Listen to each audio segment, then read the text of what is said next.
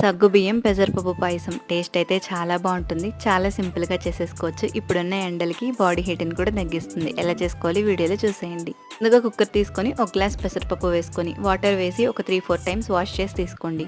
అలానే 2 glasses water వేసి 2 whistles పెట్టుకోవాలి. చూసారా ఎంత మెత్తగా ఉడికిపోయిందో. ఇప్పుడు తీసి పక్కన పెట్టుకోండి. అలానే సగ్గుబియ్యాన్ని కూడా హాఫ్ అన్ అవర్ నానబెట్టుకోవాలి. ఇప్పుడు ఒక ప్యాన్ పెట్టుకొని కొద్దిగా నెయ్యి వేసి మీ దగ్గర ఉన్న డ్రై ఫ్రూట్స్ యాడ్ చేసి వేయించి పక్కన పెట్టుకోండి. అదే ప్యాన్లో 5 కప్స్ వాటర్ వేసుకుంటున్నాను.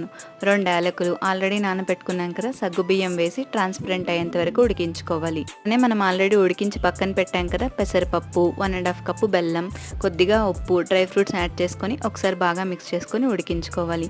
కొద్దిగా చిక్కపడ్డాక ఆఫ్ చేసి పక్కన పెట్టుకోండి. పూర్తిగా చల్లారిపోయాక 1 కప్పు పాలు వేసుకోవాలి. కాచిన పాలు అనమాట. బాగా మిక్స్ చేసుకొని బాగా చల్లారనివ్వండి. ఇంకా సర్వ్ చేసుకొని తినేయడమే. టేస్ట్ అయితే చాలా బాగుంటుంది. బాడీ హీట్ని కూడా తగ్గిస్తుంది. మీరు తప్పకుండా ట్రై చేయండి.